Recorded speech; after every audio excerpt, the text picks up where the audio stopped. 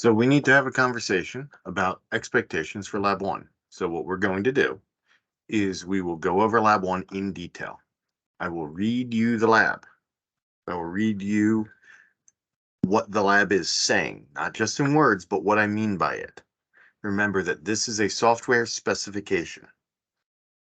And the root of that word is specific. We need your specification to be exact. And there's a reason for this. And you'll see why actually during this explanation. But if you give me something that I don't ask for, you will get dinged because your code won't work to the specification I provided. This is what you will see out in the world. It might not look like this. In fact, it almost certainly won't look this organized or be this exact, but that's okay. It's good practice. So we are going to create a simulation where you're going to need classes for vehicles on the road. And each class is going to track the current state of a vehicle, but it's not going to worry about where the other vehicles are. How the vehicles are connected, how they interact, all that stuff will be handled by an overseeing application that you don't have to worry about. Okay? All you have to worry about, all you have to give me is what I ask for. So, requirements. I'm going to need you to create different kind of vehicles to populate the road. All vehicles, and notice how this is in a different font. This is in that like typewriter courier font. Okay, when you see font like that, you should immediately think code. This is fairly common even in textbooks. So that means that you should be looking for a class called a vehicle. A vehicle, right? Notice. Okay. All vehicles will have some of the same properties: a length, a top speed, a current speed, a location represented by an XY coordinate. Notice these parentheses. Okay. What do parentheses mean for data types? Parentheses represent tuples. Tuples are lists that are immutable. You cannot add or remove from them. You cannot alter them. And so this ordered pair is supposed to be represented as a tuple. So a length, a top speed, a current speed, a location represented by an XY coordinate, and a direction: north, south, east, or west. Notice how these are spelled. All caps north, not capital N, lowercase o, lowercase r, lowercase t, lowercase h, or all lowercase, or mixed cases.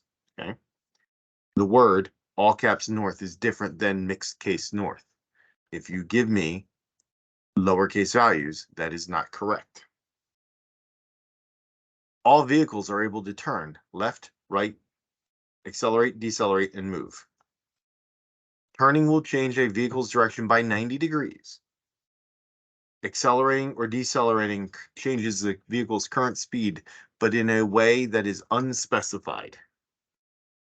Okay, so there's a lot going on there. Notice that all this is bolded, so I'm calling your attention to this. Accelerating or decelerating changes the vehicle speed in an unspecified way. If you don't understand what that means or how to implement it, hold off. Okay, wait for that for last. But there's a reason why I've bolded it. There's a reason why I'm calling your attention to it. And moving changes the vehicle's position by the same amount as the vehicle's current speed in the direction the vehicle is currently facing. So, for example, presume that there's a vehicle that is positioned at point 0, 0 and is facing north. Right? So if we imagine a coordinate plane, it's at the origin and it's facing straight up. It's moving 15 units per turn. If it turns left, north, turning left, okay, so it's now facing west, the vehicle will be facing west. And then if it moves after that, it will move 15 positions to the west, 15 positions to the left. So it'll move to negative 15x, but its y won't change. Okay. Notice how dense this is. There's a lot in these two short paragraphs. Okay, this document's 2 pages long. The reason why I'm reading this to you is Every single sentence has at least one requirement or at least one example, sometimes both. So being able to parse this out is important. Okay? In addition to the general behavior of a vehicle, there will be two broad subgroupings of vehicles, skateboards and helicopters. Obviously, when I think of vehicles, I think of skateboards and helicopters. Skateboards are always 3 feet long and are able to turn at top speed. When accelerating, a skateboard will increase its speed by 50% of its top speed. So for example, if the skateboard is not moving and it accelerates once, its speed will be 50% of its top speed. If it accelerates twice, it will be at top speed. What happens if it accelerates again, he asks. A skateboard will decelerate to a dead stop in a single action regardless of the speed that it is going. So if it is going top speed and you call decelerate, it will stop. Helicopters can have any length, but have additional features. A registered owner, which can be a string of letters and numbers representing a person or a company. A registration number can be a string of letters and numbers. An altitude, a number that represents the number of units above the ground, where 0 represents ground level. And an acceleration factor, a number that is greater than 0 and less than or equal to 1. Okay, everything so far makes sense. This last one will be explained in a minute. Okay. For the registration number, you can assume that when I give you data, it will be good data. You do not need to confirm that any string that's given is letters and numbers. Just like up here, you do not need to confirm that when I give you a length, that it is a valid number. Assume that those sorts of parameters are always good. And we'll see what kind of data you should expect in a minute. And so back to the helicopter. Obviously, a helicopter will need to be able to change altitude. Given the physics of inertia, changing speed or direction in a helicopter is more complicated. Accelerating or decelerating is done by changing the current speed of the helicopter by the helicopter's top speed times its acceleration factor. Whenever a helicopter turns or changes altitude, it will continue moving in its original direction one more time before changing its new heading or altitude. So for example, I know there's a lot there. For example, presume there's a helicopter position at 0, facing north, has a top speed of 10 and an acceleration factor of 2, and it is not moving. If the helicopter accelerates, it will be moving 2, right? 0.2 times 10.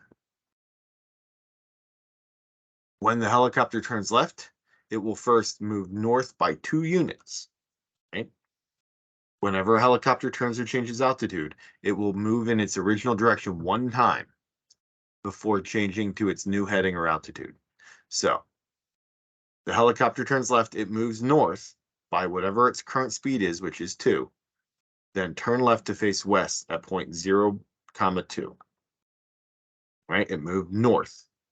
It moved up 2 in the Y. It then changes altitude by 5 units and moves again. Right? So it goes to an altitude of 5. The helicopter will now be positioned at -2 because it moved once because it changed altitude, 2 at an altitude of 5.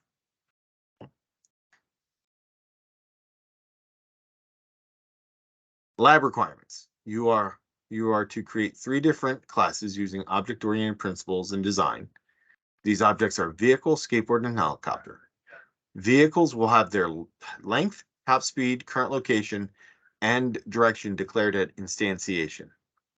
Skateboards will have their top speed, current location, and direction declared. Helicopters will have their length, top speed, current location, current direction, acceleration factor declared at instantiation. Each class should be in its own file named as the object name, vehicle.py, skateboard.py, and helicopter.py. These spellings matter. All objects will have pure accessor methods for all state variables. Okay. Every instance variable will have an accessor method, and you'll see that down here, such as like get length, right? Hey, I've got a length, I need to be able to get length. Helicopters will have pure mutator methods that allow you to change the vehicle's registration number and their registered owner. What do you think the registered registration number and registered owner are for the helicopter instantiation? What about the top speed of the vehicle? I'm not the top speed. Strike that. Top speed is specified, right? What about current speed? What's the speed of a vehicle when it comes off the assembly line? So, we will be going through these requirements in class. We talked about that. This is our initial design down here. Okay. So you are to use techniques and terminology relevant to object-oriented design. Okay. These are not all-encompassing though. Use your brain, your knowledge of the system, your knowledge of current coding conventions and the names and descriptions of certain vehicles to make logical leaps about features and behavior. What is the minimum speed of a vehicle? Right? This is what I'm talking about. What is the minimum speed of a vehicle? What is the speed of a vehicle at creation? Especially if it's not specified, which it's not. Okay. So we've got class diagrams. All three of these things will say that the fields can be up to you as long as you follow coding conventions, naming coding conventions that we talked about in class. Okay. In the videos, it's specified. So for the vehicle, your constructor will take in order the length of the vehicle, the top speed of the vehicle, the starting location, and the direction. Okay, that's what the constructor expects.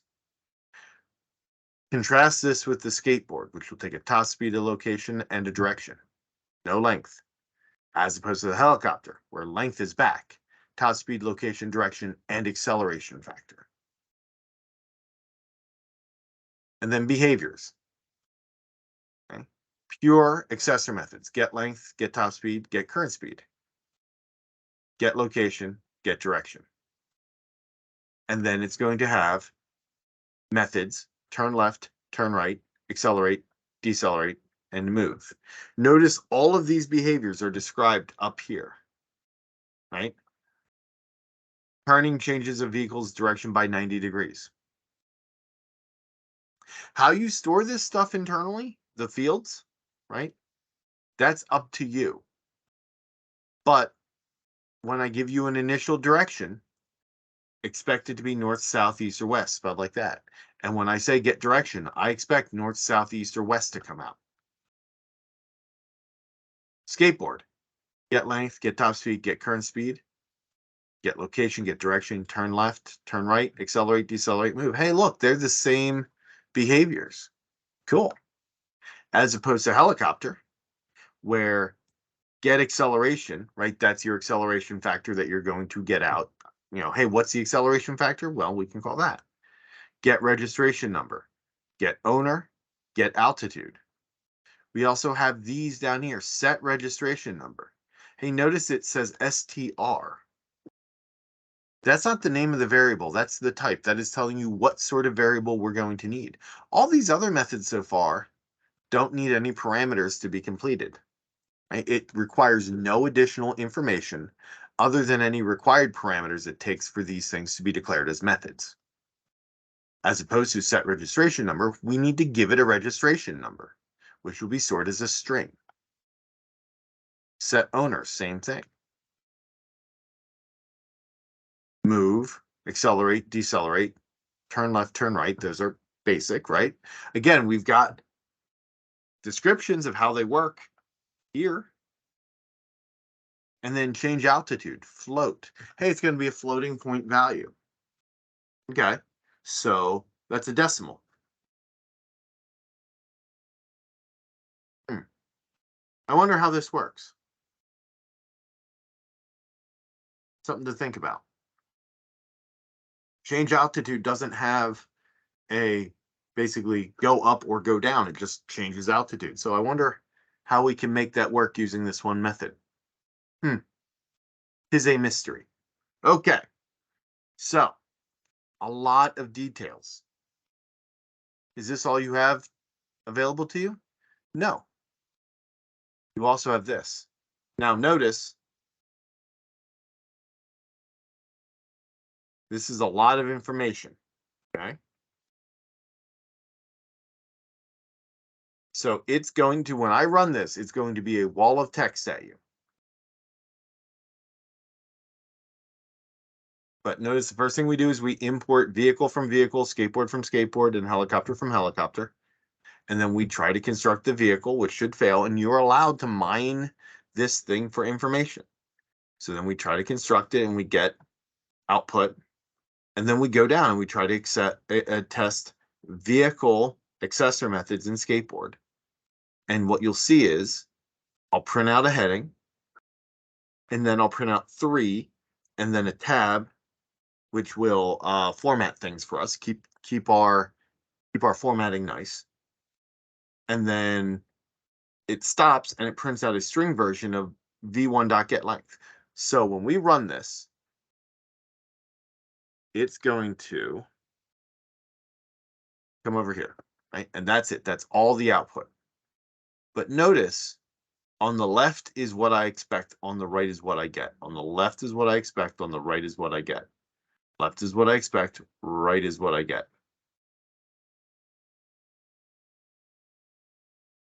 You can see here, hey, I'm expecting 25. I get 25.0. That's fine, right? They're the same functional number, just like down here, right? 30.0 -3 versus 30, comma, -30.0, not -3.0. That's legal. But what's not legal is if this expects 30, comma, -3, and what you get is 31, comma, 3.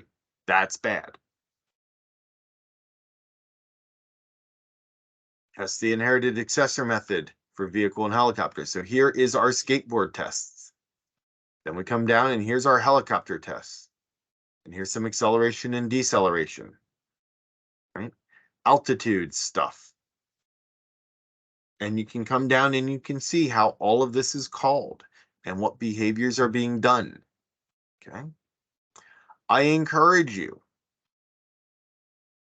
to not just use this tester, okay? This tester is for you to use. And all you have to do is make sure that it exists in the same folder as your code files, but also to test your code as you go. Don't just wait till the end. Create the constructor, then test it, just like we did in class when we were doing the credit card classes. Then create some methods. My pro tip, start with vehicle, do the constructor, then do your accessor methods, then do your mutator methods. Save, accelerate and decelerate for last. So do turn left, turn right, and move. Then do accelerate and decelerate. If you have trouble with accelerate and decelerate, but you've done everything else, come up with something stupid for it. Just put a filler in there and move on to skateboard. Okay. If the tester does not run, that doesn't mean you're going to get a bad grade. You could have misspelled something very simple that I can fix with one keystroke, and then if everything else is great, you're good to go. Okay. It is possible for the tester to fail immediately, for me to make a small change, and for you to get functionally all credit, or if it is a super minor issue, all credit for the lab. I don't see that a lot, but it is possible. And I have seen things like that. If your code runs great and the tester runs perfectly, does that mean that you are going to get a good grade on the lab? Not guaranteed to be a great grade. You'll probably get a good grade. You should get an 80 or above if the tester runs and you made an honest attempt at it. And what do I mean by that? Well, you could just code this so that you know the exact order that the output is supposed to be spit out, and the exact behavior I'm going to test, and you could code to that and hard code it. And that's not an honest attempt. You could ignore any object-oriented design principles, any conventions, any aspects that I taught through the videos and that were covered by the text. that would be bad. That will get points taken off. But if you make an honest attempt and your tester runs great, you should do okay. I encourage you to start this as soon as you can and to pass along any questions that you have to me. Do not wait until the last minute to start working on this. You do not need to submit the tester file. All I want is vehicle, skateboard, and helicopter. That's all I need. Upload those to Canvas before the due date, and I will get you feedback as soon as I can. So get cracking.